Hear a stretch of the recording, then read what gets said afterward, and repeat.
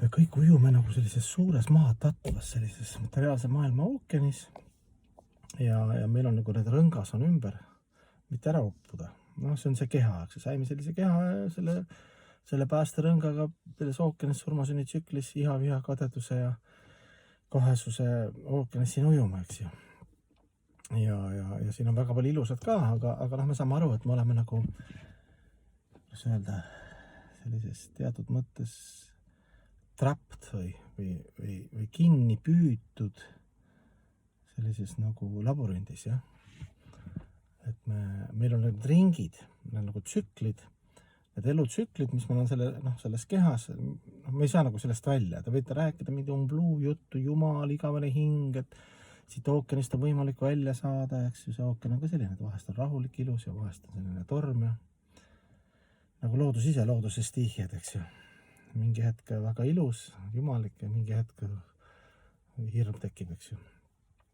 Need tsüklid on siis reaalselt need kehalised tsüklid, kõht on täis, väga hea, või liiga täis laiskus, või hakkab tühjaks saama, rahutus tuleb hinge. Vets on vaja kuhugi, eks ju. Midagi ei teha, on vaja vajadus rahuldada, eks ju. Või väsind, laske mul magada, eks ju, ma ei jõua. Ühesõnaga neid nagu ringe, mis me nagu kontrollivad 100%.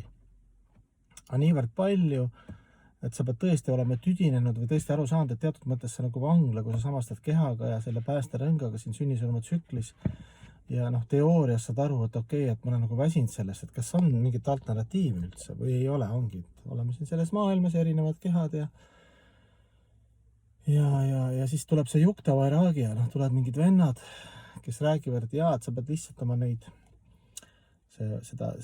kehalisi vajadusi ja need meeled ja mõistus ja nad kuidagi niimoodi vaikselt hakkama neid ära nagu petma, heas mõttes, ajutiselt igavesse.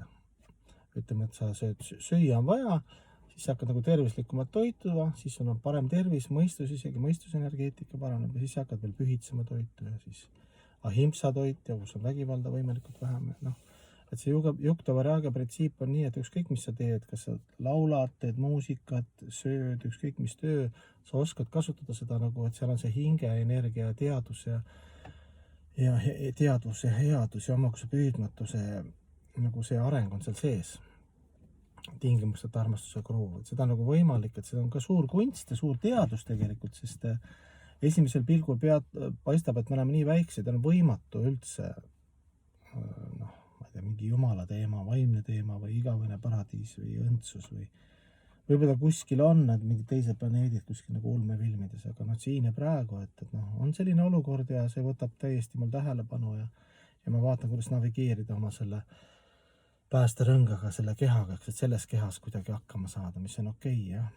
Aga jah, et inimesel peab tekkima teatud see tüdivuse aste elust elusse ja siis inimvorm on selleks hea, kuidas see siis õpetavad pühamehed, kuidas vastata ajale kohale tingimustel teha arengu väike sammuke edasi nagu oma hinge teaduse, jumala teadustamise ja igaveste, siis ütleme, et joogamaia poole, siis vaimse energia poole, mis on meile nagu loomulik seisund. Et need päästerõngad meil on nii palju elus jäänud, et vast saame järgmise päästerõnga selle keha pead jätma, et siis kogu tähelepanu läheb tegelikult see materiaalne energia, see tõmbab kogu tähelepanu ära, on vaja lihtsalt seal süüa, vetsu joosta, üür maksta, tööl käia, lastega tegeleda, sugulased, eks ju. Et seal on see trikitamine sees, see nipid ja trikid, et kuidas sa transformeerida läbi Jukta Vairagi printsiibi. Jukta Vairagi on see, et mateeriat kasutad vaimsetele eesmärkidele. Õpid nagu kasutama.